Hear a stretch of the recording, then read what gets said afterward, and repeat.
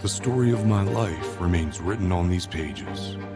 My fate has always been my own. Every deed, every choice, and every person I met made me what I am. Could I have really taken a different path? Found a different calling? Altered the very course of history? And what price would I have to pay?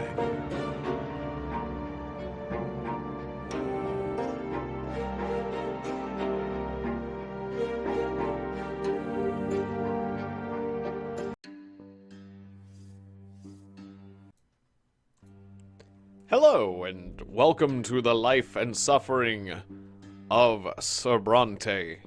Or Sir Brant. I'm still not completely sure. I don't know if he's silent or what. It's very confusing to me.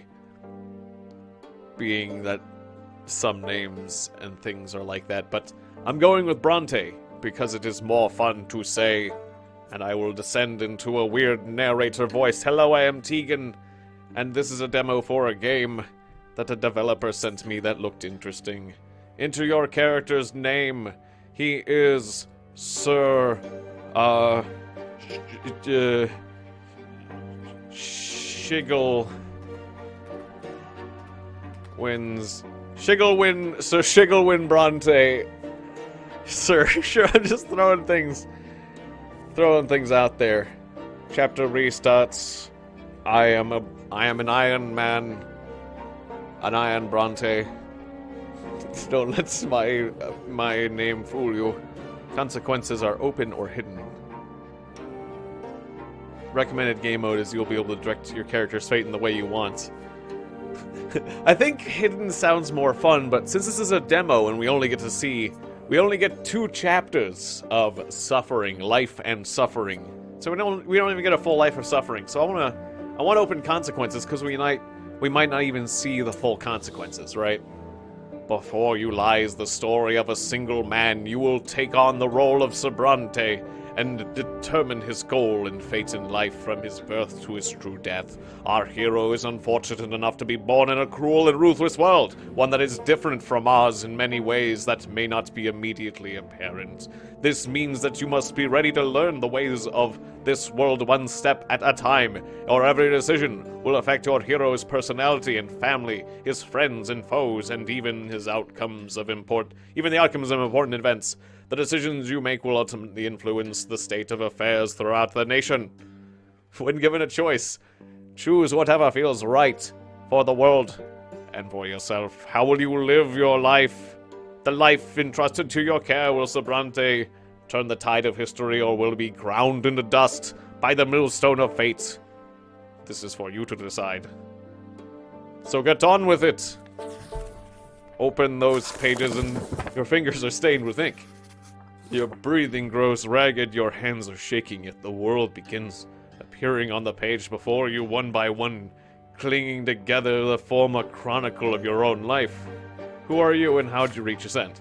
You were born, raised, and lived your entire life in the blessed Arcanian Empire. In this land, a man's destiny is predetermined at his moment of birth, whether human or Arcanian, nobleman, priest. Wait.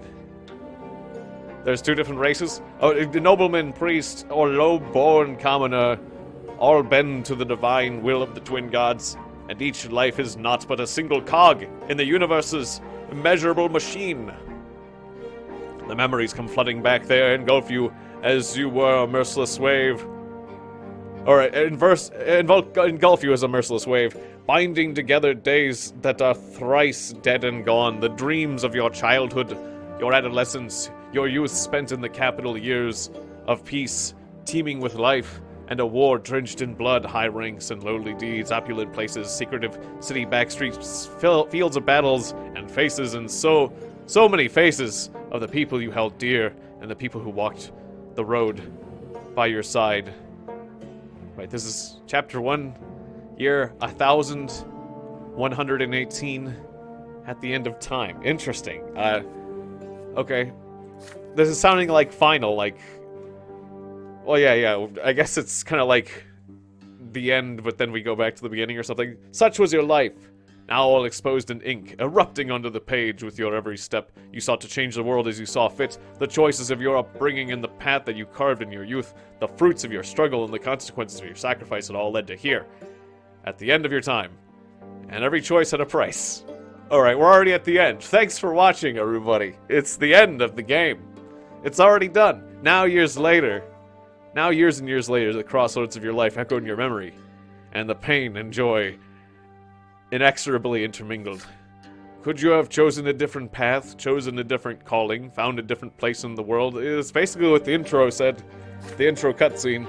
Now on the verge of death, you struggle with doubt, seeking the answers to the last and most crucial question of all, your life. Of all the paths in life, why did you walk this one? Did you choose your own fate, or was your life shaped by forces beyond your control? And what determines a man's destiny? Certainly, at least you had the time to write a journal, so you didn't get shot and or murdered, I suppose. But maybe we will. What determines a man's destiny? There is no destiny. A higher power. The world around him. The man himself. Nature versus nurture. This is nature. There is no destiny. Destiny does not exist. Human life is an exercise in chance. It is not governed by any laws. Well, yes, there is chance in life. If depending on your opinion, yeah, these could all be true, but I guess I fall in the category the most of there is no destiny. Life is chance, but a man himself can throw himself. He can take a chance. You can take a chance on whatever you want in your life. You have a lot of choices. There's no destiny. There is no destiny. You stand tall and stare death in the face. There was no higher power guiding your life, just a wild jig. A chaotic tangle of innumerable human wills, actions, and accidents. The only thing that could ever turn this chaos into orderly narrative is the eternal human drive for storytelling. Your life had no greater meaning. You were neither cursed by fate nor guided by providence, and that is what made you truly free. It's kind of poetic. But are you right about this? Is it all true? To learn the truth, you have to return to the very beginning, remembering every step you took along the way. On these pages, the story of a man, Shigglewin Brante, will live once more. But only the first 2 chapters. Only childhood and adolescence, I suppose. I don't get to have a youth, peacetime, or a revolt. There's always a revolt. Okay. No matter what we do, we can't prevent the revolt. It's unpreventable. Childhood. Lots of nice houses and running around. Funny pictures where they dress up a child like a girl. Because that was a weird tradition for a while. Childhood, where life begins. First words. First unsteady steps. You are but a small child learning about the world in which you were born. To you, everything is so new, so baffling, so unforgiving. A long, trying life stretches before you, so many feats and faults, so many faithful choices to come, and yet you are already sowing the seeds of your future self. You're learning to live and survive in this world, looking for a place to call place within it to call your own, choosing your future destiny. Who will you grow up to be? Okay, childhood. Important life events that may happen to you this chapter. A fencing lesson. Beyond. Conditions. Suffer your first death. As a small child, you suffer your first death and rebirth? Oh.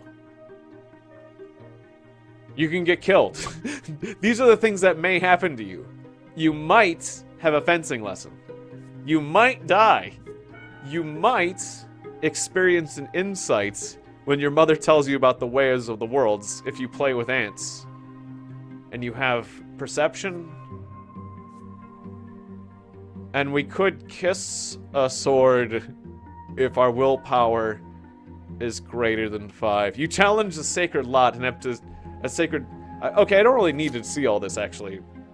Your personal qualities at this age. I'm spineless and inattentive. I have all the willpower I need. I'm ready for action. and I am untouched by death. So, what does it mean to be touched by death? Just, you've had a death. You had to go through this again. Okay, Destiny screen is now available. You can look at my Destiny. Personality screen is now available. Tiegon Brante, okay. House of Brante screen is now available. The house has tarnished honor, moderate means, and we're at peace. The heir is Stefan Brante, who is indifferent to me. I am not the heir of the Brante family, but I suspect that will change. And I wonder about my brother's fate. At first there was nothing. No time, no sensation, nothing but darkness and void, but then a will breathed life into nothingness. Matter and spirit were set in motion, and history began its march. You got born. It was your turn to enter the world. Your first memory. You were lying on your back, blinded by the white light, but you were not alone. Above you tower the colossal figures who created you. You are part of them, and they are part of you. Between you and them is an inexplicable connection, a strong, unbreakable link. They will always watch over you, guard you, protect you. It hurts to breathe. You let out the pain in a form of a desperate scream. Your creators extend their hands towards you. There are two of them, the ones that brought you, who made your form and brought from their own selves, your form from their own selves and brought you into this world. It's your parents. Okay, I'm gonna skip a little. The first figure, soft as empathic wise. Well, maybe I should read everything. Well, anything special, I'm just gonna skim. Feels like there are differences. Okay, yeah. The first figure is soft, empathetic, wise, and merciful. The love that emanates from it wraps your head to toe like an invisible blanket. Warmth from it is never-ending. The second figure is strong and powerful, commanding and noble. It is harsh but fair, a beacon of guidance, a force of protection, merciless punishment for every misdeed. Wow, it's telling you a lot about your father and mother, I'm presuming, already. Like, yeah, mother, father, and third figure. Like a shadow, barely seen behind them, yet already pulsing with an unbreakable will to live. It is the very will to live that is now growing even stronger. It's your brother.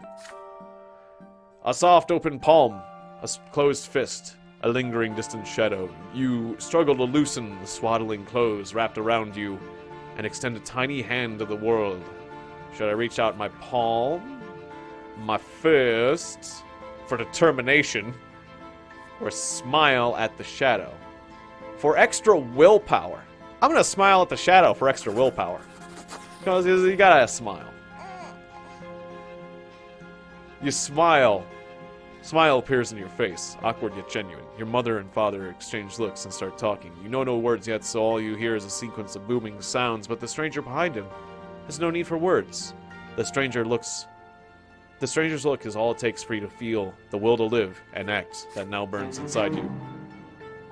The shadow brings a finger to its lips as if to say, there, don't cry, this is our secret now. And then the shadow melts into the light. And I've been given plus 10 willpower. I have the will to live. And maybe I smiled at my parents' future assassin. I'm not sure. Who was the shadow? I thought it was my brother. Maybe I'm not sure now. It's a mysterious thief in the night. Just some wandering vagrant that I'm a child now. Done being a baby.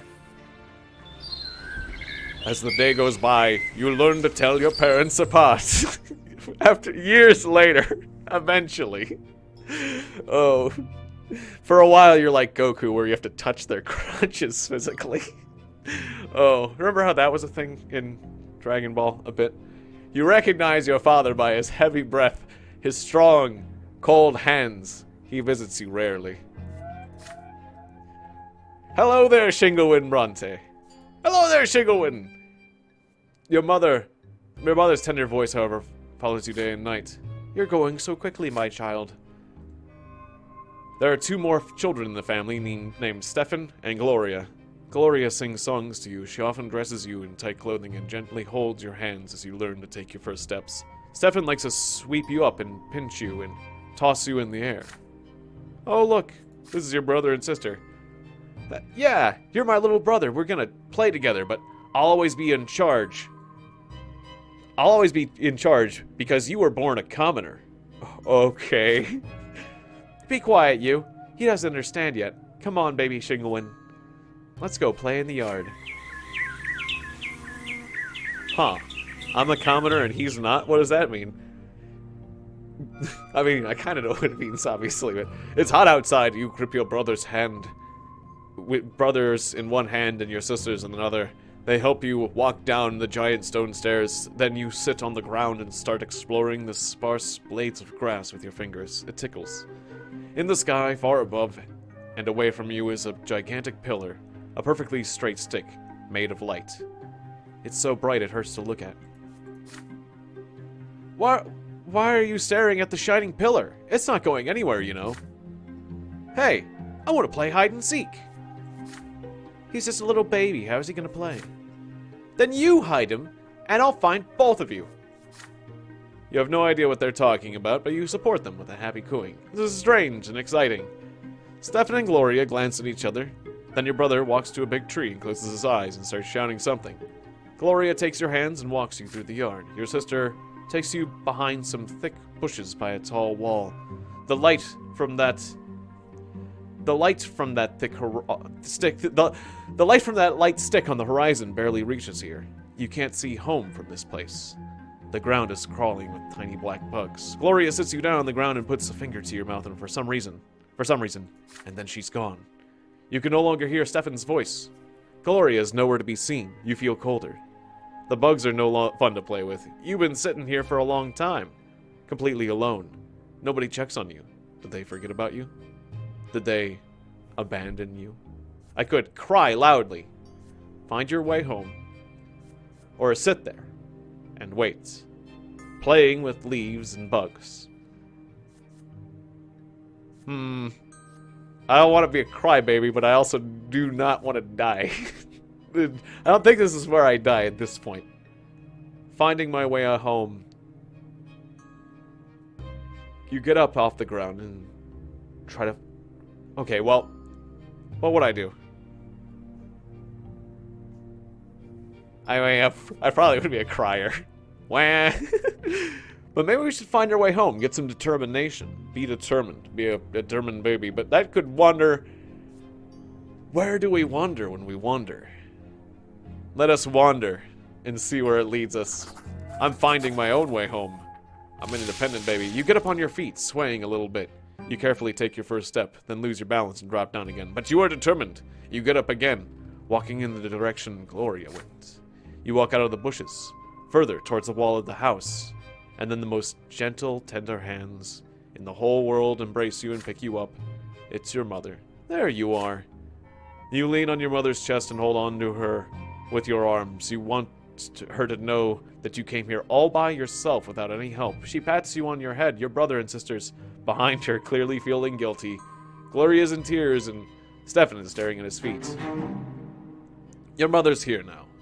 And now, well, you're still spineless, but there's definitely a hint of spine in you. You might be able to stand up to somebody. And it's childhood. I'm a willful little kid. Another memory. You are still a little childhood. You're still a little child, but you can already talk and run around on your own. Today is out of the ordinary. Your father is busy around the house, giving orders to the servants. Throughout the day, the kitchen has been abuzz with work, and there are solemn, gloomy preparations and candles being lit. Even your older brother Stefan is quiet today. Mother takes your hand and brings you to your sister Gloria. The Great Descent. Everything's getting kind of weird chorus going on. My son, today is the Great Descent. We honor the day when the twin gods descend to us. We must spend this day in reverence to the gods. You are too young to understand, but just do everything your sister says for now. Gloria takes you to the playroom. There are no toys, no chairs, and even the carpet has been taken away. Nothing here is nothing but bare wooden floor here. Today we are not allowed to go in any other rooms, and we'll be eating nothing but gruel and stale bread. On the day of the Great Descent, everyone must be where they belong. It's quiet, and usually so. Muffled voices from beyond the door are all you can hear.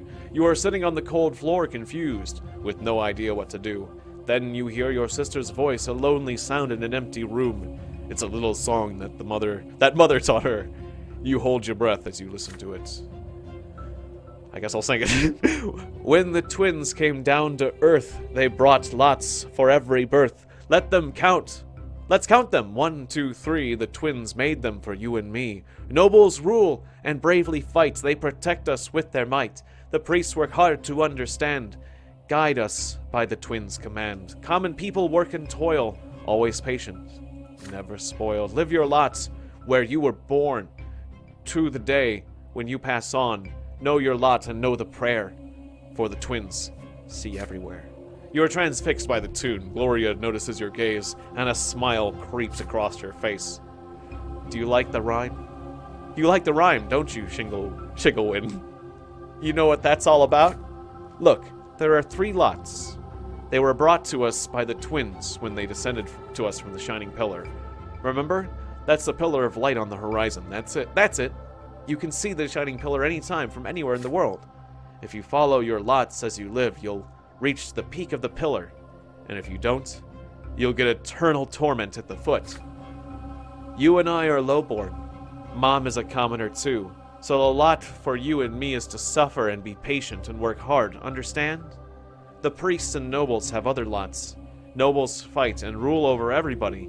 The priests, well, I'm not really sure what they do, but I guess they talk to the twins and then teach everybody.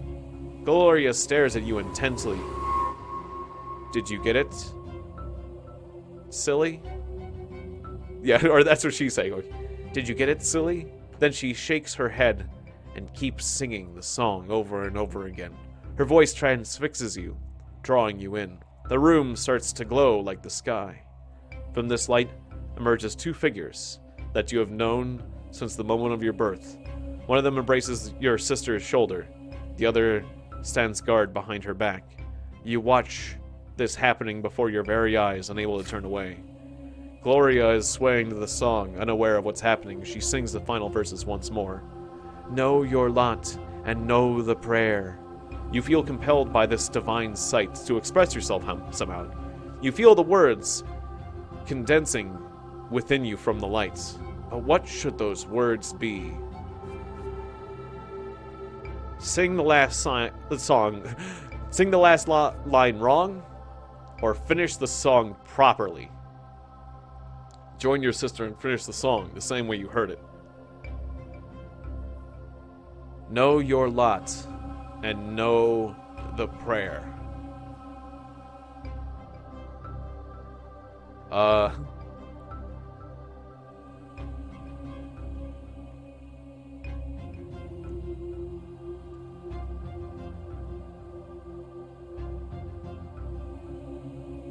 I want to think of lines that I would say, a joke line. Know your lot and know the prayer. Or find fulfillment anywhere. You know, whatever. Know your lot and know the prayer. The lots are lies told everywhere. Oh, I said something really blasphemous. Uh-oh. You shout these words, but you have no idea how they came to you. The shining pair standing behind her back turn and look at you. You can feel their gaze piercing you from top to bottom. When the moment passes, they melt into the dim light coming from the window. Gloria is now staring at you. You see disappointment in her eyes. Shigglewin, that is not the way the song ends. Why did you ruin it? You shrug, but you're quite pleased with your cleverness. I might have made some bad enemies, but I am more determined than ever. I'm full of willfulness and determination.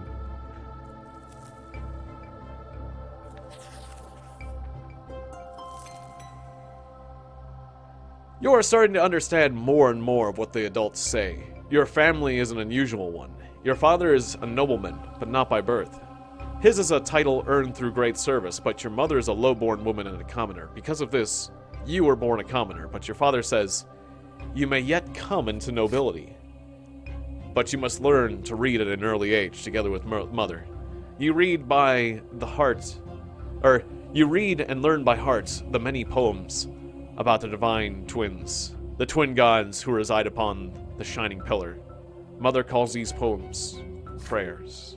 Again and again you try to discern the shapes of the gods in the strip by the holy light that shines in the sky all day and night, but the light is too blinding to gaze upon. The greatest joy of all is when the stairs are no longer an insurmountable obstacle. Now you can climb and even jump from step to step. Your father urges you to be more careful about climbing too high. But even though you keep falling, you never stop being curious about the world around you. Your older brother Stefan now spends less and less time playing with Gloria and you. Playing with commoners is beneath a nobleman to be, he says. And so Gloria calls him names, and Stefan pulls her pigtails. One fine evening, I've been dropping the voice. One fine evening, Father gathers you all in the sitting room with an announcement. You will have another little brother soon, or sister soon. Gloria asks him to bring home a little sister. Another brother would be too much, and Stefan gets frustrated. There are too many siblings getting in his way already. I don't know. Well, since it's all first person, like, I'm just gonna do it in my normal voice. Whatever. I did the voice. I did the bit. I'm dropping the bit. Soon, you will be an older brother too. And it doesn't really matter who the youngest will be, a boy or a girl. You will love them the most. And when Father comes back from his trips and reads his adult books aloud for you, you find those stories of wars and generals and rebellions enchanting. Father approves of your fascination. Study hard, and maybe one day, you'll become a noble of the mantle and earn your sword. But first you need to grow up. Growing up, that concept is terrifying as it is alluring. The lots of suffering. Okay, that's the new chapter. Or the new part. You keep staring at the carpet under your feet, both ashamed and proud, as it feels odd. And it feels odd. A scratch on your hand stings a little. Stefan is standing next to you, stiffing from pain. Your brother was training in the yard with a wooden sword. You wanted to play with him. But he ended up getting angry and throwing the sword at you. The stick hit you in the shoulder, and you picked it up and hit him with it. You see Mother's shoes walking to and fro on the carpet. You do not want to look up. You would rather not see her angry. She is not as gentle to you these days. Why did you hurt Stefan, Shinglewind? You stammer out an explanation. He hit you first. You just hit him back. How dare you pester me like that? When I grow up, I'm going to hit you with a real sword. Mother shushes you both and speaks to you again. Her voice is stern, and yet you can still feel her concern for you. Even if Stefan hits you, you cannot hit him back. You are my son, and I was born a commoner. Our lot is to suffer. But your brother was born from a noble father and a noble mother, and his sacrament is coming soon, and then he'll rule over the likes of us. If you hurt a noble, you must be punished. That is your lot. And the sooner you learn it, the better off you. I accidentally clicked the button. And the sooner you learn it, the better off our entire family will be. Now Stefan looks at you in triumph. You look up at your mother in fear, not sure what to do now.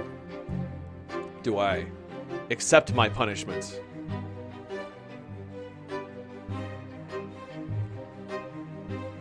Conditions met.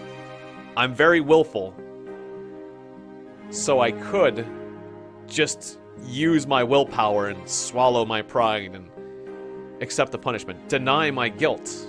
Be determined. Demand an explanation to be more perceptive.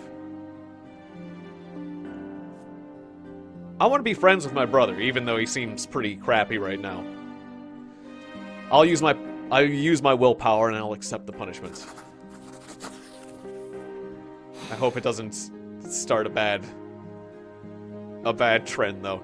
You look down and agree with what she just said. You are ready to be punished. You start apologizing to Stefan, but he turns his back on you. Before you can finish, Mother takes your hands and leads you away. You do not want to follow her. Your hands are getting sweaty. Your legs are growing heavy, and suddenly she stops and bends down closer to you and bends down closer to you to look you straight in the eyes. My son, I see you understand our lot now. We do not defy, we suffer. That is our only path. That is our only path to the twins after all our deaths. Our only way to reach eternal bliss atop the peak of the pillar. Our virtue is meekness. We are humble in our words. We work hard. We think what is right. We think what is right. Soon, you have shown all of this. I'm so proud of you. She hugs you, and finally releases the pent-up tears. You feel much more at ease now. You are flogged in front of the entire family. Oh, okay. The pain burns on your skin again and again, but you feel the touch of the divine law with each blow. Jeez. Okay. Wow. Blood on the page there. Feel bad for what I did to little Shigglewin, but he's got to.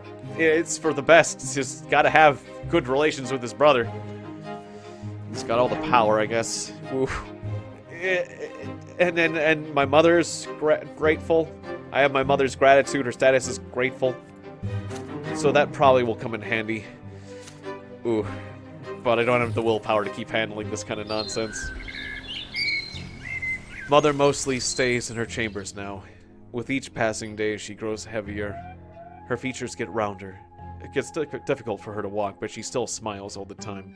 One day, she takes your hands and puts them on her big belly. You feel a movement deep inside her. You'll have another brother or sister soon. Gloria takes you on walks in the yard now. You explore the yard together under the evening light of the pillar. She sings you songs and tells you amazing stories. Hey, Shigglewin! Do you want to hear a rhyme? I wrote it myself. There's even a bit about you. But don't tell anyone, okay? Writing poems and songs is only for nobles. If Mommy hears about it, I'll get flogged. Remember how you got flogged for hitting Stefan? Our judge is my second father. In the past, I had another. My mother says the twins are great. Says we should not fight our fate. Brother loves to jump around. Please don't fall down on the ground. See, I wrote a little rhyme. Please don't tell him it is mine. But today, your sister is nowhere to be seen. She promised to take you to the old pond and show you where the red frogs that live there are, but then she vanished. The servants join you in the search. Even Mother leaves her chambers when she hears the commotion. Finally, you find Gloria in the far corner of the garden. She is holding a quill and sheets of paper covered in poetry. Mother becomes angry the moment she sees it. She looks through the poetry. Her face grows dark with rage. Gloria is standing before her, wriggling her hands and looking for an opportunity to run, but there's no escape. What nonsense is this, Gloria? We talked about this. You were told to take care of your little brother. You are absolutely not allowed to entertain yourself with this writing. I can't decide that for myself, Mom. No, you cannot. It has already been decided by the gods. I see. Yeah, and that's kind of what I said at the beginning. Like, I decide my own fate, not the gods. Oh, this is not going to end well for me, being willful. And Gloria, and I see where this is all going now. Or I'm getting an idea. And he's not my little brother anymore. He doesn't need a nanny. And I need some time alone to think for myself. I'm not hurting anyone. You are a commoner and a future wife. It's time you learned how to properly care for children. Had your disgraceful former father kept me in this house, you could have been born a noble. But that is not our fate. You are absolutely forbidden from ever spoiling paper and wasting ink again. Mother grabs Gloria firmly by the hand and takes you both into the house. The scribbled sheets fly into the fireplace. Gloria sobs violently. You are a bystander to the scene, unsure how to act. I don't have enough perception to give Gloria new rhymes. I'm not thoughtful enough. I could complain about your sister. You complain to your mother about how Gloria leaves you alone. I could get... Why would I do that? And it would cost me determination. Comfort my sister, leave the room. Well, yeah, I'd comfort my sister, right? That's gonna cost me it's gonna cost me willpower, but yeah. I like my family. My family loves me. That's what it's gonna be. Mother leaves. The last of your sister's poetry burn away in the fireplace. You walk up to your crying sister and take her by the hand. None of this is her fault, you say. What Mother did is wrong and far too harsh. Well, I mean, she kind of thinks it needs to be done, so it's hard for me to say that, but Gloria sniffles before speaking. But I did really leave you all alone. You're not mad at me, really? Yeah, no, I'm not mad about that bit. I'm just worried about how you're going to get on in this world that seems to reject what you're doing. Shanklewin, you're the best little brother in the world. Sure am. The two of you make a little deal. She promises to tell you when she wants to be alone, and you promise to protect her and her secrets, always. I'm not ready for that deal, actually. What? Okay. Yep. In for a penny, in for a pound. I mean, I like her poetry and junk, so... yeah, she should. She should be enabled.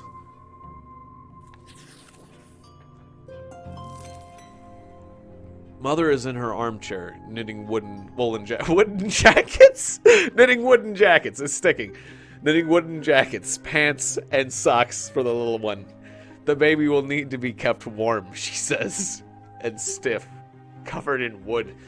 Father spends less time at home now. Mother says he's very busy with his important job. He's a judge, after all. Not a judge of what baby clothing should be made out of, but hey, one day you decide to ask Mother about the deal with the wooden clothes, and she says, and Stefan and Gloria, and how come they're brother and sister to you, but not siblings to each other? Well, my dear, I didn't give birth to Stefan, you see. He's the son of another mother, and Gloria is the daughter of another father. Come now, don't knit your brow like that. You'll understand when you're older.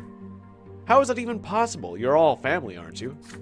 Several days later, well, people die. The answer is, a lot of people die. Previous spouses died. Several days later, Mother calls Stefan and Gloria to the sitting room. You sneak in after them. After Mother gets angry and asks you to leave, but then she relents, and you're told to sit still and be quiet, and remember every word you hear. Winter, the coming Sacrament. New title. When you enter the temple, bow to the twins first. To the elder on the right, and then the younger on the left. First the right, then left. Stefan, you're a nobleman to be, so walk along the paved side with the marble. There are benches there, where the benches are. Gloria, you walk along the sharp side. That doesn't sound good. When you're there, you must get down on your knees, each on your own side. Stefan, kiss the sword. Gloria, my daughter, they will strike you with the lash. Don't be afraid of it. Resign yourself to the suffering it brings. It is the blessing of your lots. Gloria doesn't like the idea of the lash. Why would which is good. We wouldn't want anyone to enjoy. They don't want you to enjoy it. There's a tense feeling in your chest as well. You are told to remember this. Will the lash strike you too? Yes. On the next day, they take your brother and sister to the temple. You run towards them. And when they finally come... You run towards them when they finally come back. The back of Gloria's dress is soaked with blood. She's hunched a bit, sobbing quietly. Stefan is putting on airs, acting prouder than ever. Nothing else looks different about them. It's like everything's the same, and yet nothing is the same anymore. Each of them has accepted their lot. And then Stefan... I lose relations with him because he's just an arrogant prick. -1 unity disagreements in the family. Great. But he still kind of likes me. Your siblings, Stefan and Gloria, took their first sacraments at the temple. You eye the little bundle in your father's arms with curiosity. Behind the layers of swaddling clothes is your newborn baby brother. Mother is glowing and smiling with joy. Stefan and Gloria are also here, all excited. You promised yourself you're going to be the best brother, big brother in the world. You'll never hit him, oh no. The two of you will play together and tease Stefan together, and help Mother together, and go on so many adventures together. It feels so strange to be an older brother. Just the other day you were the youngest in the family, but everything's different now.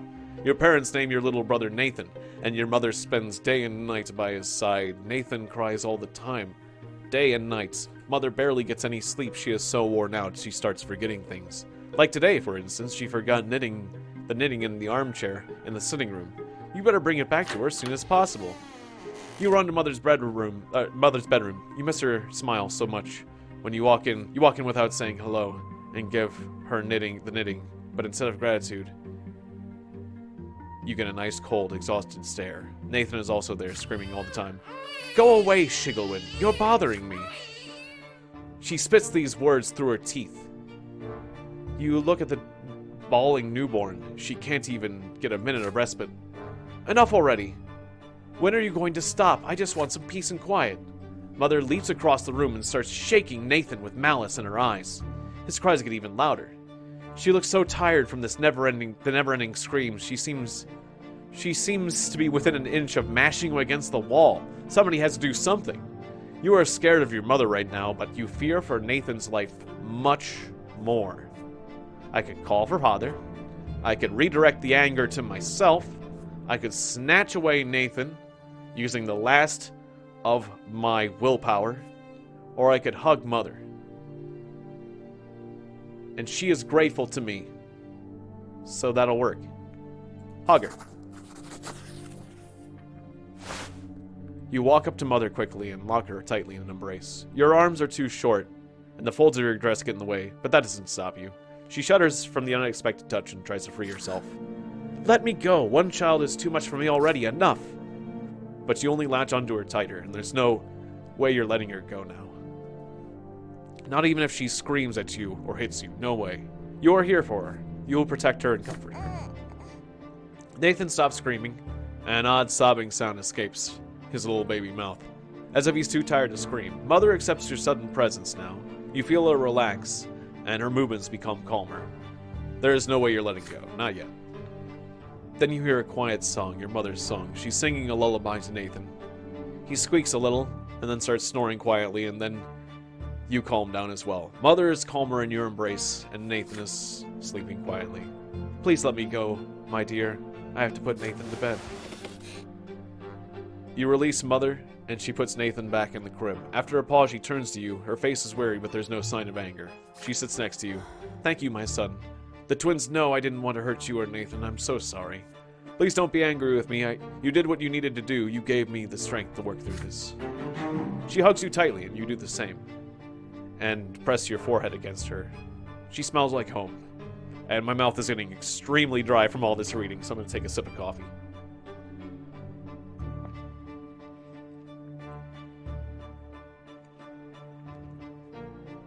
Alright, your tears finally start to flow, but they are tears of happiness now. She pats you on the head and kisses your forehead. Nathan is sleeping quietly in his crib. It feels so good when things are the way they should be. We have brought peace to our home. Nathan is born and is getting older. 1 year later. So I'm 5 years old now.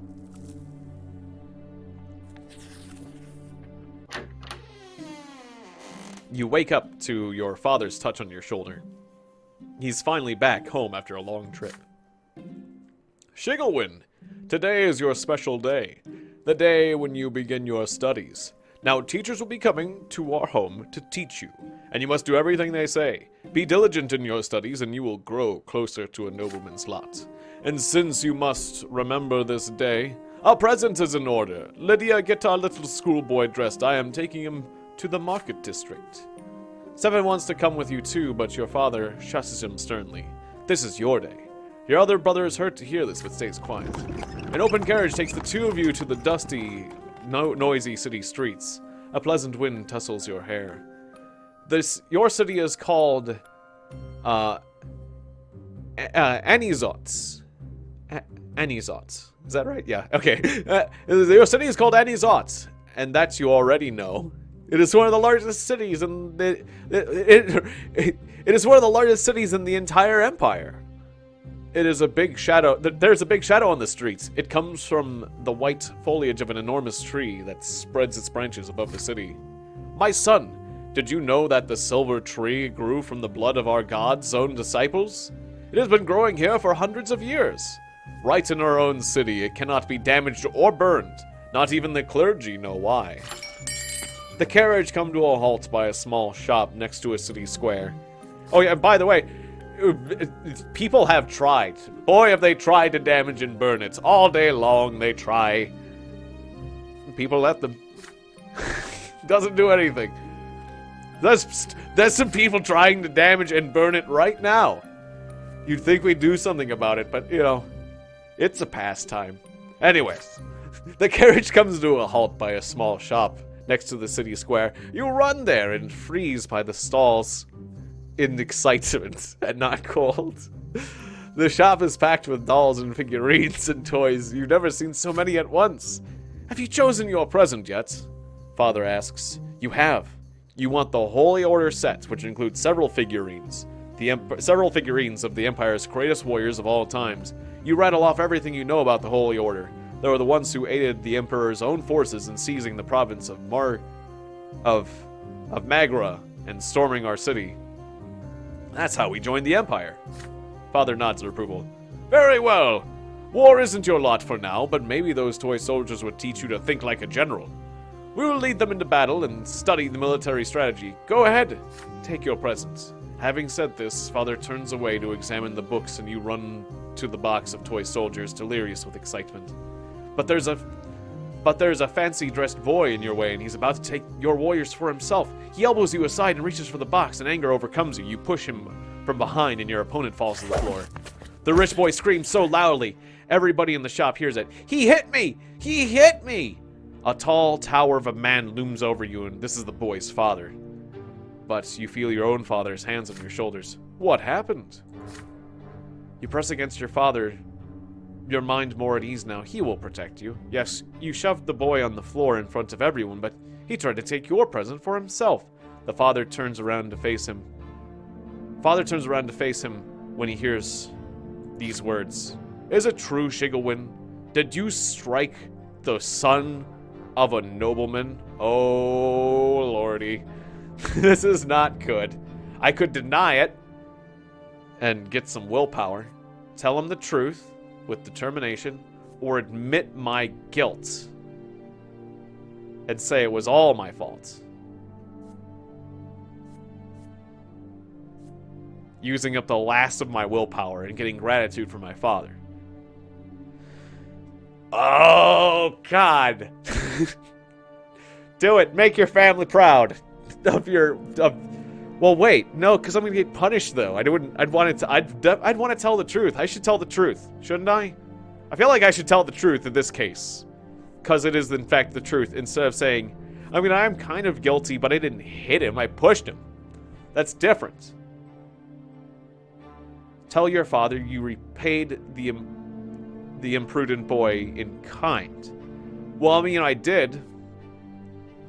But at the same time, the kid's apparently a nobleman. I mean, if the kid's a nobleman, then I have to, like, just take whatever the noble... But I'm not supposed to even push a nobleman, so fine. I admit my guilt. I pushed a nobleman. That is not right. I lost. I just wanted a present. I'm sorry.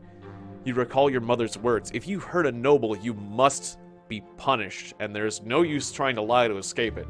You say it was all your fault. You pushed the other boy to the floor because you wanted to get your present before him. Father nods to you, relieved to hear it. The enraged nobleman grabs you by the hand and drags you out in the street. The law is a loss, and your punishment is due. They lead you and the nobleman's son out of the shop, and you are told to bow to him and show humility. A bad feeling sends a shiver down your spine. With a satisfied grin on his face, the boy swings his arm and slaps you on the cheek. He strikes you again and again. Father stays quiet the whole time. But as you ride home after the punishment is over, he shows you a rectangular package. I am proud to see you living by your lot. A common birth leads to a life of humility. And you told the truth and accepted your punishment like a man. The present is yours, my son. Inside the little box with the tin... Inside is a little box with the tin soldiers of the Holy Order inside. They are your reward for humility. And my father is grateful. My willpower is gone. Oh, I gained willpower and then I just soaked it all. This is rough. Life is rough for little Shigglewin. Today, Father ordered the dinner table to be brought out in the yard. For the first time in months, he's home, outside the confines of his always-locked study. He spent the entire day playing with Nathan and you, discussing various matters with Stefan, now an adolescent, and walking in the garden. And now dinner's under an open sky. Your entire family gathers together, with Father at the head of the table smiling. He asks each of you about your studies. Nathan climbs up on his knee and recites a counting rhyme in a funny sing-song voice. Stefan mentions that his fencing with his teacher, that his fencing teacher praised his accomplishments. He rises from the table together with Father to show his skill in a practice duel. Next comes Gloria's turn. She stands on her chair and recites a lengthy prayer by heart. Mother showers your sister with praise. Father chuckles quietly, holding a smile on his mustache. When your turn comes, you recite all the ranks in the Legion, from common soldier to high commander. Stefan listens to you with a skeptical look on his face.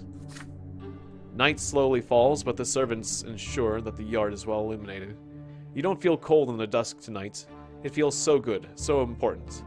All of you are finally together, sitting at the same table. No fights, just smiles. No arguing, just pleasant small talk. Then a servant approaches Father with a letter in his hand. He reads it under the dim light. Each line washes the smile off your father's face, until only a stone-cold mask remains. Mother looks at Father with unspoken question in her eyes. Gregor Brante is coming to Anizat. Wait, Anizat. I trip on that one. Coming back to Anizat. He is the head of our family. My father. Uh-oh. Grandpa's coming, and Grandpa doesn't sound like a nice chum. Your grandfather, Gregor Brante, returned to the family home from the capital.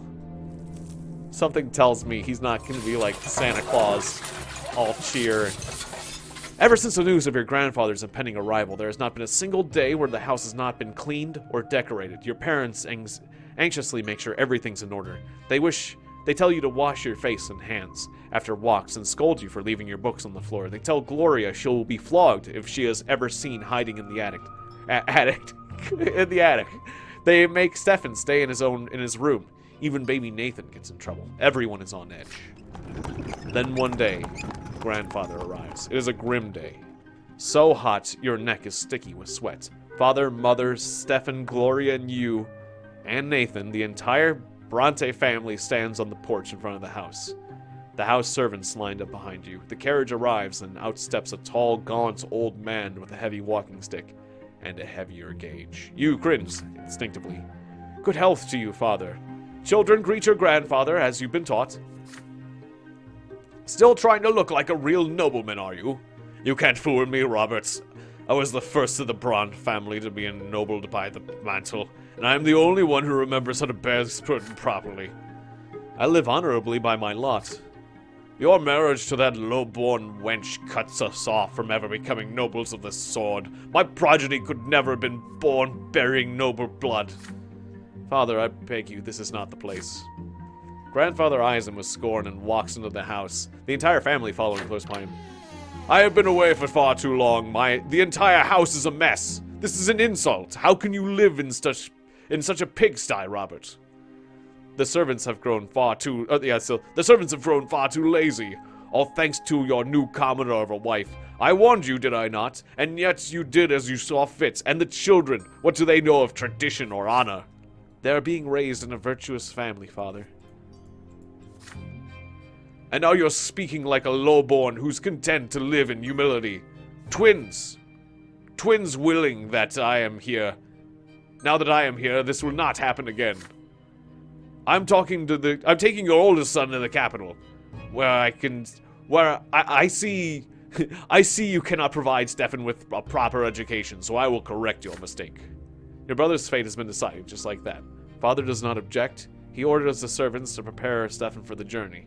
Stefan freezes in place, glancing at Grandfather and Father again. The latter puts a hand on his shoulder reassuringly. Grandfather's lips are a tight line, white with contempt. The house is examined, room after room. Everything grandfather C is showered in scorn. He scoffs at a crease in a blanket in Nathan's crib in mother's bedroom. He mocks Gloria's knitting in her room. The door to your room is next. What's this, Robert? Tin soldiers in your youngest son's room? He was born a commoner, and I won't have him daydreaming of a battle. Grandfather seizes the box containing the tin warriors of the Holy Order. Your father stays silent. Anger and fear boil within you. This is your big present from your first day of your studies. It means so much to you. But what if he's right? What if you need to prove your right to command the soldiers first? Grandfather shakes his head in disapproval and shoves the toy box into the roaring fireplace. If you wait too long, they'll melt in the flames. I can watch him helplessly, but I don't have the perception to do that.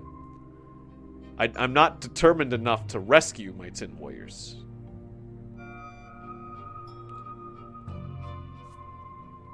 Which would have... Wait. Which would make him like me? But I don't have the determination to do that. I could burst into tears. Or I could strike grandfather and die? Why does it say that? Consequences, determination, perception, deaths. It shouldn't tell me that I die. That really influenced the... I shouldn't have... I feel like in some choices I should just do... Kick him. I want to see this. Overwhelmed by a helpless rage, you run to your grandfather and kick him in the leg with all the strength you can muster. Yet he is immovable. Next thing you see is him towering over you menacingly, his heavy walking stick in hand. Lowborn scum! How dare you raise a hand to me? The blow hits home. The handle of his walking stick is as heavy as a rock. You are dazed, robbed of both hearing and sight. Down comes another blow. A sharp pain splits your head. Then darkness. Wow, that was horrifying. Your hand twitches against your will, then again and again, like it is trying to catch a flying butterfly. Then you fall into the primordial void. The void takes away a part of you. One of the lives you were given to live. It will never return. There is a pain and desperation, a sense of loss. Nothing can be done now. You fall into a pain that embraces you like a soft feather bed. Should I have not done this? The first death. You get multiple deaths, and I've spent one. How strange. You feel light, free. There are no restraints, just a warm glow that envelops you in its secure embrace. The waves carry you. Their touch is soft. They delicately enshroud what was once your body. It is a feeling unlike anything you have ever experienced before, something that is absolute and complete. You touch something greater, the reason behind everything, the reason for your very existence. I guess we're learning some things by dying. I don't know. I feel guilty kind of like killing myself just on a whim. But we wouldn't have seen this. You were sculpted from this light. This is the first thing you ever felt, a boundless and sincere unity of the diverse. Your beginning was a spark that casts this light in all directions, and now you are here again. One with the beginning of everything. The light gleaming from you resembles the light of the shining pillar. You still see it in the north, as always. The waves of light carry you to two figures. The elder is nearest. He is ready to accept you. He is quiet, wise, and pure. The younger waits further back. You do not know what he is yet. The waves pause at the elder's feet. He leans over you and plants a feather-like kiss on your forehead. The kiss spreads all over you. You are filled with an unparalleled delight and bliss. You exist. You are unique. There is no one else like you. They know this and they love you. You will never be alone. You are part of them. You are a family. You are part of the universe. The twin gods will never leave you. They will watch over you constantly. The elder softly touches you as you lie spread out amongst the waves, sending you further down the torrent of light. You float on, to the top of the silver tree's spreading crown. So, the silver tree and the pillars of lights, there's something real that's beyond the physical realm. This is some crazy stuff we're learning. The closer you get to the silver tree, the healthier you become. The waves draw you down along its trunk, but you do not wish to part with the warmth and softness, with the love. You turn around. The elder is still watching you. He nods, all as it should be. Go. Your time has not yet come. You must return to the world now.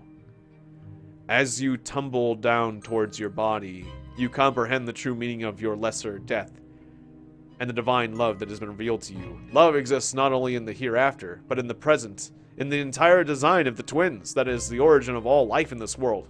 What is the manifestation of this love in your mortal life? Okay, big questions. I wasn't expecting this. What is the manifestation of love in your mortal life? Empire. By creating the Empire, the twin gods cared for all living creatures. The Empire is the only thing that gives us a place in the world and a connection to the others. It is an enormous family made for people by the gods. Lots. The gods have given you a clear mission in this world, thus giving you your very being. Manifestation of their love for you and all living fit things. Family. Cause. Yourself. Remain silent. You do not find the answer you seek. Okay, well, let's see. Love is always in kindred blood. You share the miracle of life and universe with your kin. Your family is what you are given upon being born. Yeah, okay.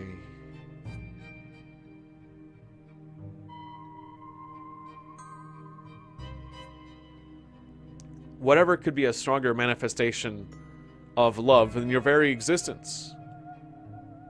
Your very emotion, with every thought, every action, by every virtue of the love from which the twin gods created you. What is the manifestation of love? The twin... Okay, I gotta read this question again because it's blowing my mind. Okay, okay. Divine love has been revealed to you. Love exists not only in the hereafter, but it is present in the entire design of the world. Is it? I wasn't feeling a lot of love back there, honestly.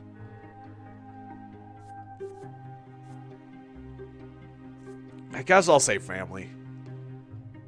But like, well, I mean, no, silent. I'm not getting anything.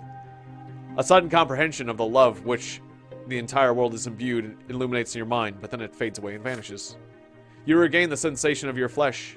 It is heavy, unwieldy, and lacks lightness. That light is a burden and is smothering you. You gasp for air and your chest expands painfully. You feel as though your lungs are about to burst. Stagnant odor of a crypt fills them. It's revolting, but so real. You're back.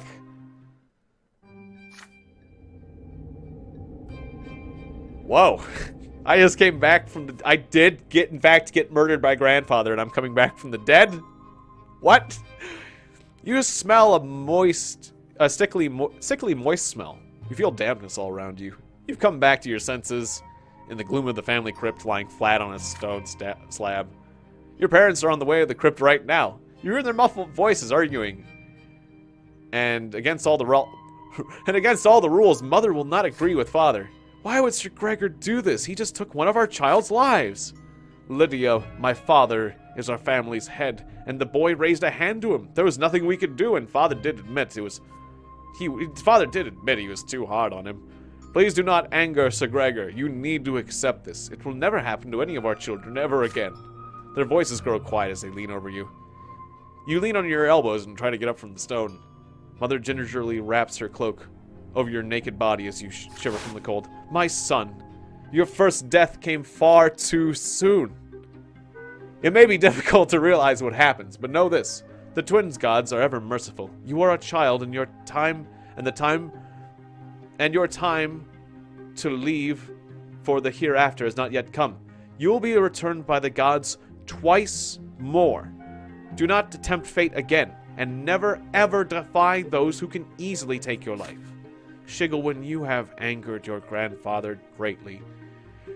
Do not stand in Sir Gregor's way ever again. He will never hurt you again. For now, just stay away from him. Father stays a step away from you, not saying a word. When Mother finishes talking, he picks you up and carries you outside. Together your parents take you from the family crypt. On your way out of the crypt, you take a moment to touch your head. It's perfectly fine. There's no sign of the blow. Back home, grandfather is still walking through the house, examining the rooms. You can see Stefan and Gloria are disturbed by what just happened. Nathan starts crying when he sees you. And the playroom still reeks of burnt paint. There's something new about you now. Pitch black stripe on your left arm. It looks like a strange bit of dirt at first, but it won't wash off. It'll be like that forever, Mother explains. That is all she will say of it. Gregor doesn't like me anymore. But I am more determined and perceptive than ever. Because I died. Cool. As a small child, you died. Nice. Good job. Went and did that. But I am very willful. Soon grandfather leaves. Your older brother Stefan goes with him. From that day on, your father's hired teachers tend to you alone. They bore you with monotonous lectures on writing, counting, and the way of life in the blessed Arcanian Empire. You often distract yourself from their instruction by playing with your younger brother Nathan. Your home grows quiet without your older brother. Too quiet. Weeks later, your family receives a letter from Stefan.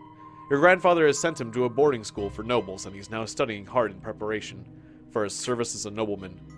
The rules here are way too strict. You can't even sneeze without a teacher's permission. But I've been studying with my peers, and we're learning how to live as nobles, in a society of nobles, and we're also learning the art of swordplay. That's my favorite part. With Stefan now at boarding school, grandfather arrives once more, this time to live in your home. The only good thing is that he often has urgent business in Eternia. In Eternia. What am I thinking? Like, He-Man. Business in Eterna, the capital of the Empire. He has no time he has to travel there. One day you ask Mother where he lived before. In Eterna, she says, but now his place is here. Each time grandfather returns, he gives the servants new orders. Your home is always busy with repairs. Servants are redecorating your grandfather's chambers, including his library and sitting room. Sometimes your father tries to gently talk him out of this. Why subject the house to more constant reconstruction? But grandfather's response is always the same. This home is mine, and I will live here as befits a man of nobility. Some days your grandfather stays home, and on those days you try your best to stay out of his sight. But there is no way you can avoid family breakfast. The food is there, and you cannot bring yourself to eat it. Mother's eyes are all red and swollen. She's been crying all night again. Grandfather sits at the head of the table where nobody used to sit before. Robert, it's high time your youngest sons underwent their sacraments. Sir Brante, please, let them live free of the lot for a while longer. They are but... Shut your mouth! Robert, that wife of yours is impertinent enough to interrupt me. If this ever happens again, she'll be eating gruel with the servants in the kitchen where she belongs. It's time you considered a real marriage, Robert. One to a woman of proper station. Gloria drops her fork. Grandfather shoots her a scathing look, and a tear rolls down her cheek. Father does not look away from the plate, his hands clenched into fists. Baroness Elodar is such woman. She is a commonly widow and a fine match. She is suing for her inheritance right now, but she could use a proper support and a husband. You can keep your lowborn Lydia around if you like. Servant, kept woman, lover, I don't care. I will not do that, Father. I am the head of this family, and the family's standing took a severe blow after you married that commoner. It's unthinkable. How could you give up the memory of beautiful, how could you give up the memory of beautiful, Amalia Elborn for this lowly woman and that bastard child of hers? But now you have a chance to set things right. Don't disappoint me. Father nods curtly, trying to not look in Mother's direction. Father, I wish to see Stefan. If I find your conduct in the Baroness's presence satisfactory enough, then you may see him. She is coming for a visit tomorrow. Be prepared.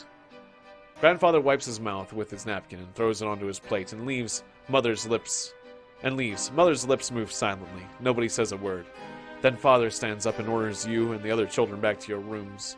He needs to speak to Mother in private. Father comes to your room before bedtime. He sits on the edge of the bed and adjusts a crease on the wooden blankets. he distanced himself from you after Stefan's departure, and so you're not used to such attention from him. In the candlelight, you can see his face, dark. There's a sour expression to it.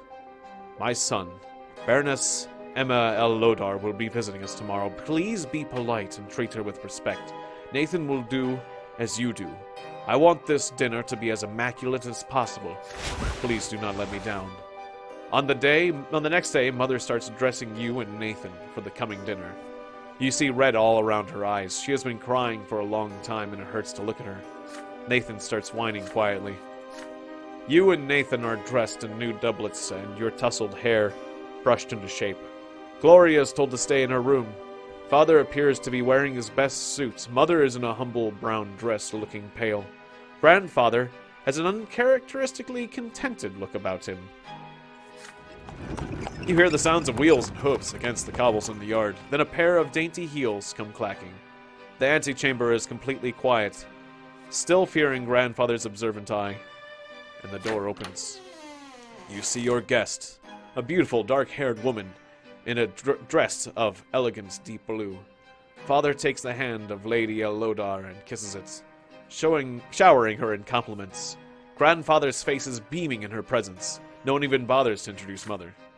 Baroness, allow me to introduce Robert's sons, Shigelwyn and Nathan Brante. Frankly, it's his eldest son, Stefan, who deserves the most attention, but currently is studying in Eterna with the young nobleman like himself. I hope that his younger sons will also make me proud one day. I did murder one of them, but I did give him a fatal beating to get him back in line, so I'm sure he'll be great.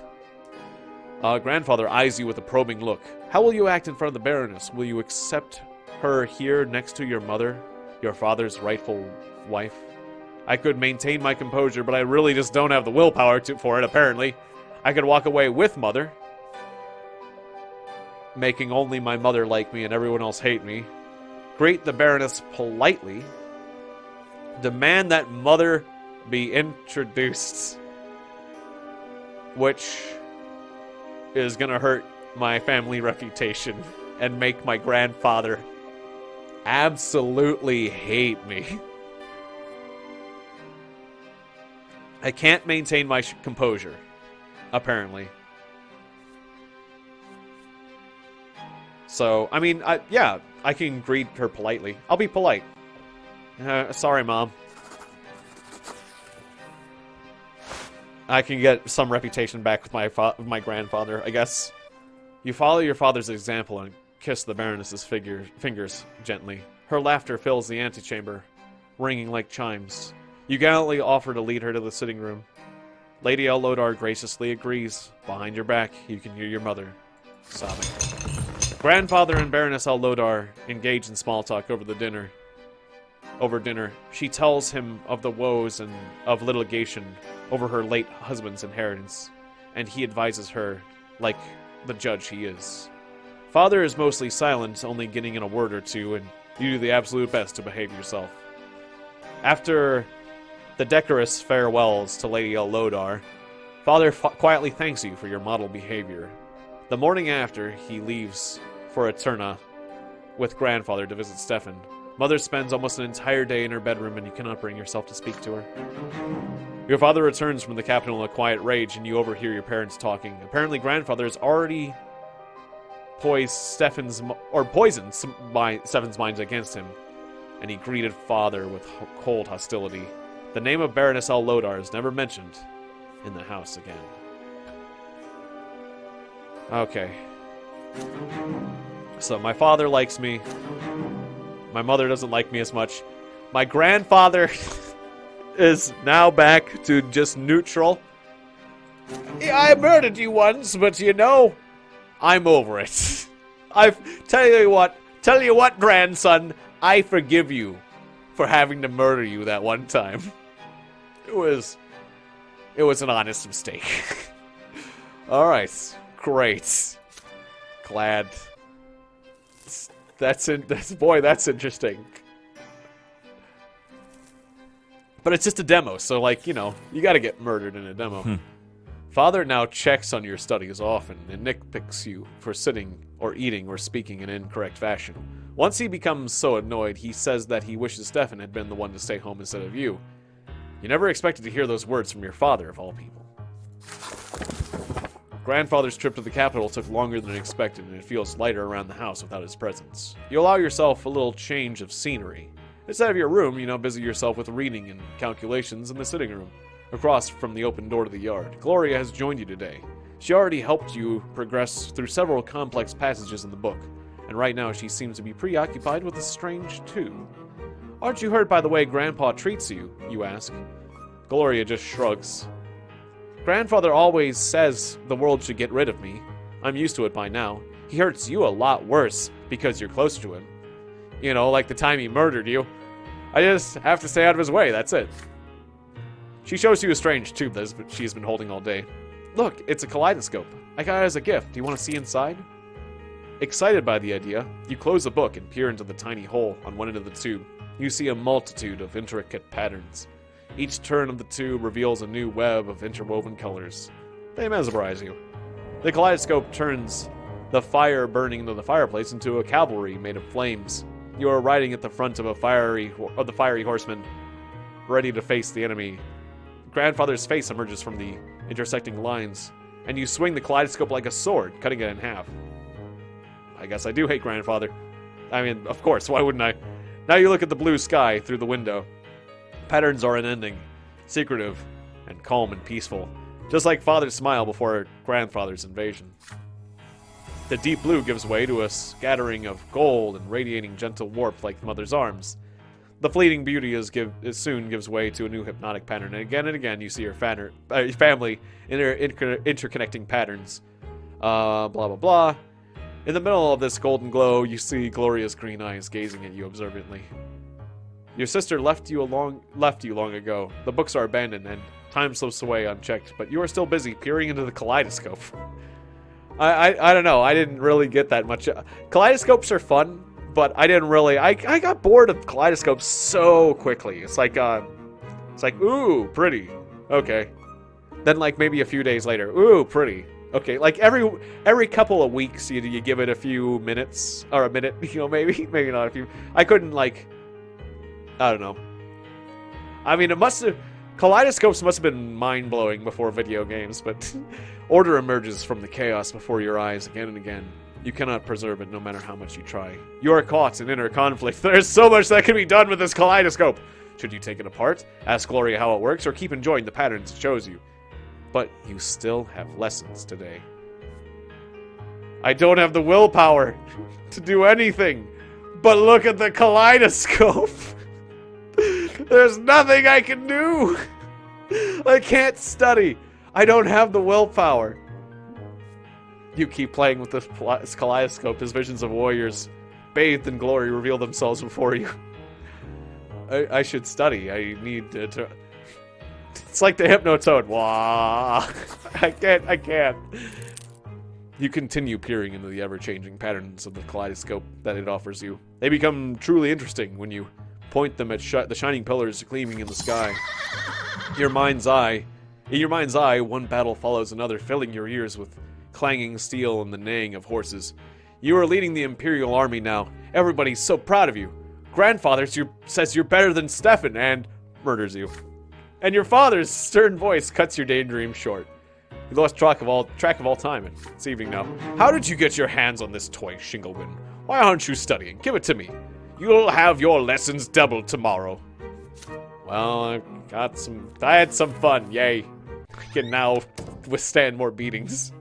Grandfather visits are no longer a cause for fear and panic in the house. He has become something you are used to. Something nagging, yet not unordinary, like a splinter or stain in your trousers.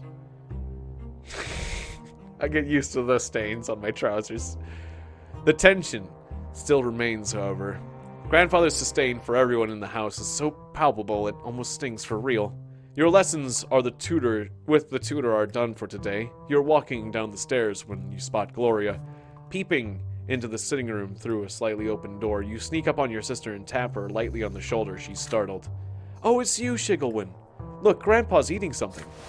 Grandfather is sitting on the sofa, flipping through a book with one hand and reaching for a glass bowl with another now and then. Inside the bowl, you see candied fruit, a sweet confectionery forbidden to the common estates, like all sweet things. Yet Grandfather's face shows no pleasure as he keeps consuming the high-born treats. The clock strikes 3 and Grandfather rises from his seat, puts away the bowl on a shelf and leaves for the yard. He always takes a walk in the city at this time. Gloria nudges you with her elbow and looks at the candy bowl when you look at her. The first emotion you feel is fear, but next comes curiosity, and it's stronger. Stefan used to boast that the candied fruit tastes incredible, and now you have the perfect opportunity to try it. You try a candied fruit, and the sugar starts to melt as you put it on your tongue. It's so sweet. You have never eaten anything as good as this. You take the whole bowl off the shelf and give it to your sister. She takes the fruit and brings it to her mouth carefully like a rare treasure. There's a thumping on the stairs, footsteps accompanied by a knocking of a walking stick, and you have no idea why, but your grandfather's back. You quickly hide behind the sofa and pull Gloria after you, but she is frozen in place with the bowl in her hands. The door opens. Grandfather's menacing figure advances on Gloria. His hand seizes her arm. "You squalid, ungrateful, lowborn child! How dare you bite the hand that feeds you? You and your trollop of a mother would be sleeping in a ditch if it weren't for my spineless son. The sweet and pleasant things in life are for the noble estate and not the likes of you. Did you forget your lot?" His hand swings and hits Gloria on the cheek, and she falls to the floor, right next to where you're hidden. Your fingers glisten with the warm, melted sugar that brought you here. The grandfather advances again, walking stick ready, but then he sees you, huddling behind the armchair. "Please don't hurt him, Sir Brante. This is all my fault. He tried to stab me." You can already see a bruise on Gloria's cheek. This is only the beginning of her punishment. Gloria was caught red-handed. Unlike you, you can still avoid punishment. "What then, milksop? Did you try the sugar too? Or were you trying to stop this piece of filth like she says?" I'm gonna tell the truth. I've got the willpower to tell the truth. Mock grandfather along with your sister. I've already been murdered once, thanks. But I could make Gloria happy with me. I'll tell the truth.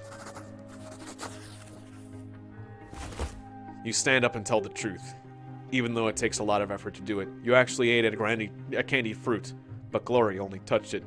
You hope this will help your sister avoid punishment. You're quickly proven wrong. Grandfather's face is red with rage. He strikes you both with his walking stick, blow for blow.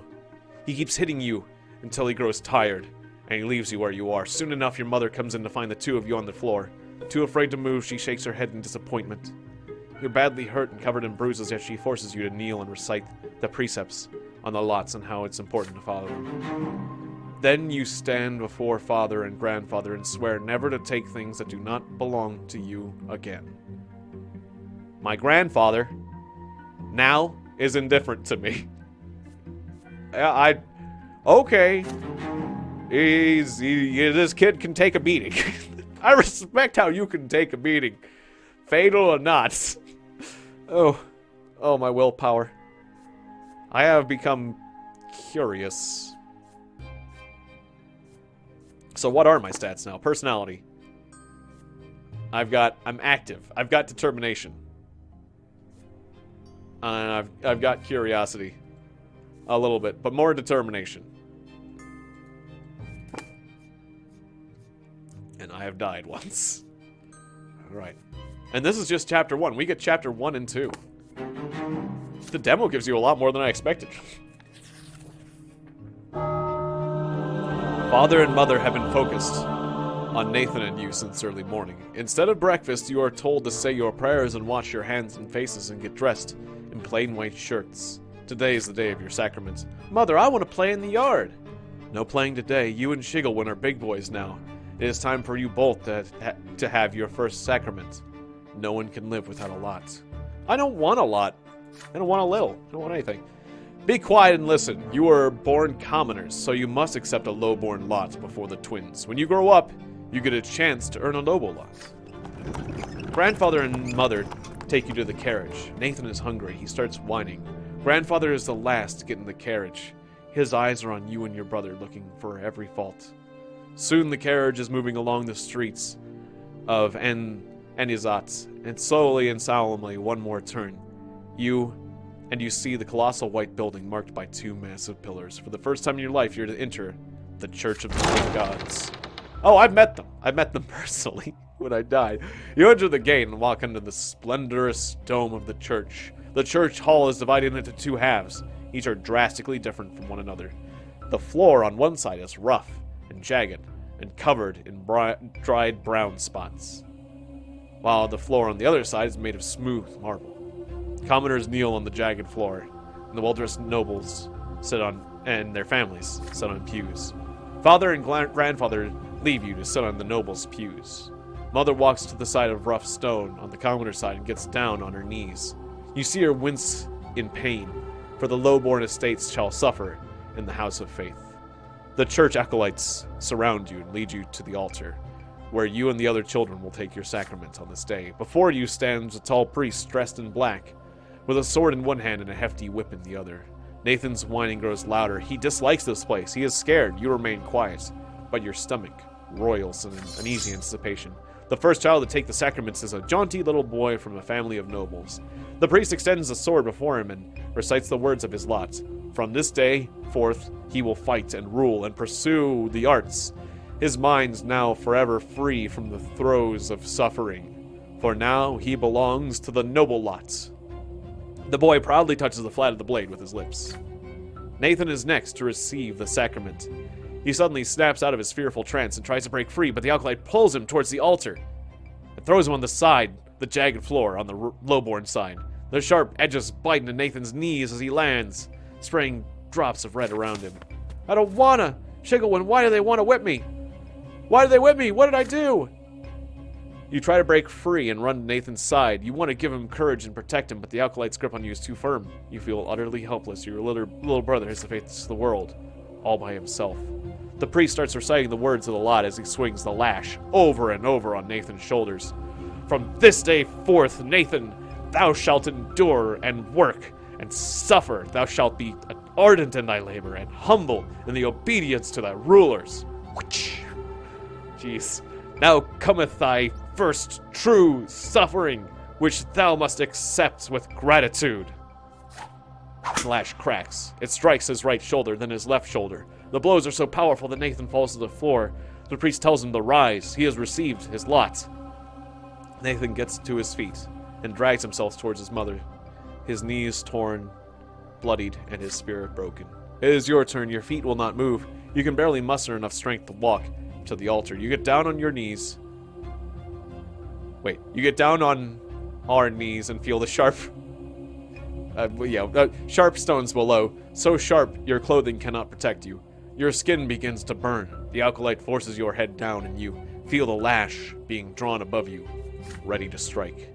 The priest's words are now for you. This is thy sacrament. Thou shalt work and endure and suffer. Thou art about to receive the lash. Thy first true suffering by the sacred lash. Dost thou accept thy lot? Accept it. Raise your head. Catch the lash. Kiss the sword.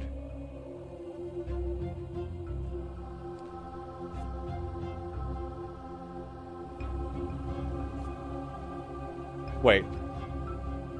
You can just go and kiss the sword?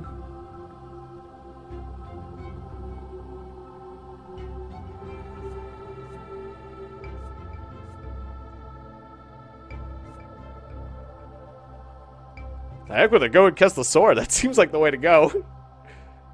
Yeah, I'll use my willpower to get to become a nobleman. Heck yeah. Go and kiss the sword.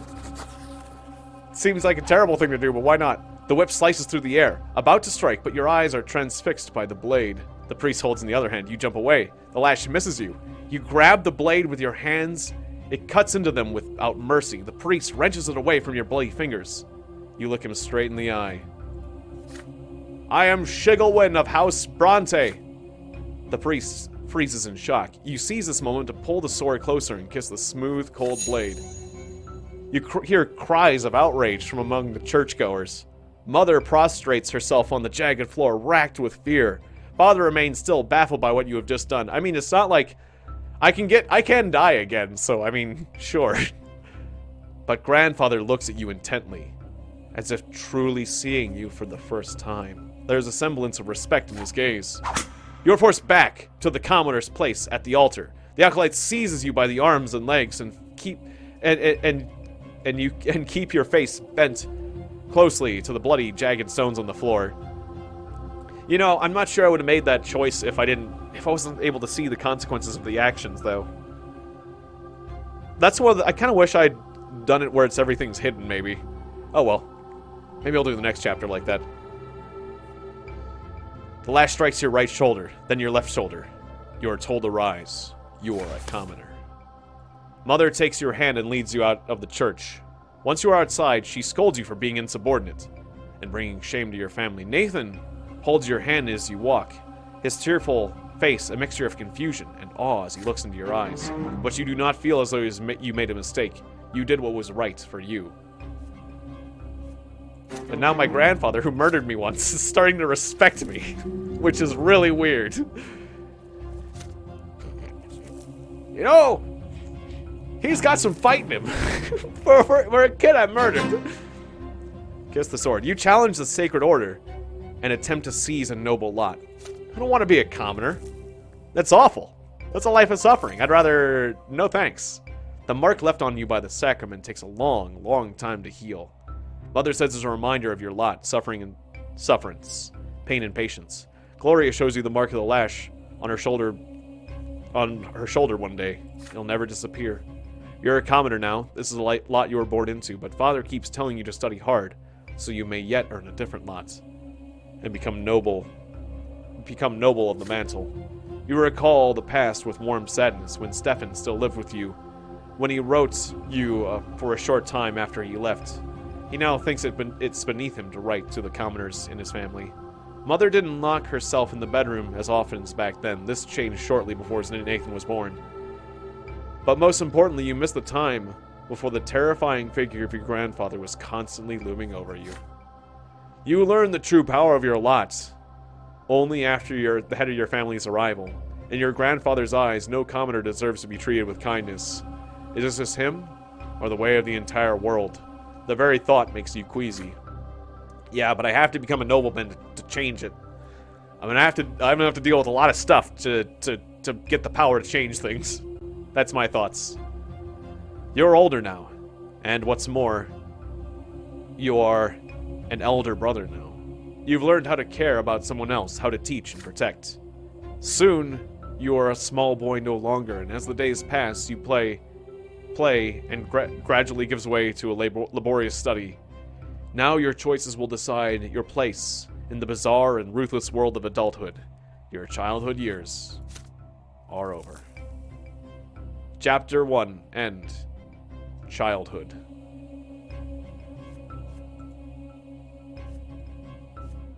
So that was interesting.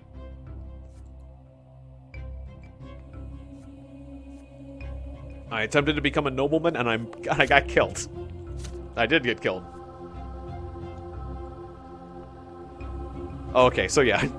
Untouched by... You can die 3 times. Last chance. Untouched by death, reborn once, half dead, last chance, true death. Alright. Well, yeah, this is an hour and 30 minutes. We didn't even get through the whole game. I'm presuming that the game saves here, right? Yeah, I'll quit to the main menu at this scene. Hopefully it saves. Adolescence. 8 years old. We'll continue. We'll do another episode of this. And we'll continue this another time. If this game interests you. I'm rather impressed. This is a demo. This is a demo that anyone can play and download and play the first 2 chapters of this game. And yeah, I look forward to when this game becomes a full thing. They do a good job of making your decisions feel like they have consequences and whatnot. But I don't know. We'll see how it all ends, because that's when your decisions truly have consequences, as it were. So yeah, and next I can do hidden consequences. Okay, next time we're gonna do hidden consequences, because I think that's more interesting. All right, I'll see you guys next time. Thank you very much for watching the life and suffering of Sir Brante. I'll see you around. See you in the next video. Bye-bye, everybody. May your life decisions be fulfilling. And may they not end you with... May your decisions not end with you being beaten to death. And, yeah. What have we learned? Love your family. Think about your decisions. Own your decisions. Choose well. Own your decisions and stay safe out there, you guys. Alright, bye everybody.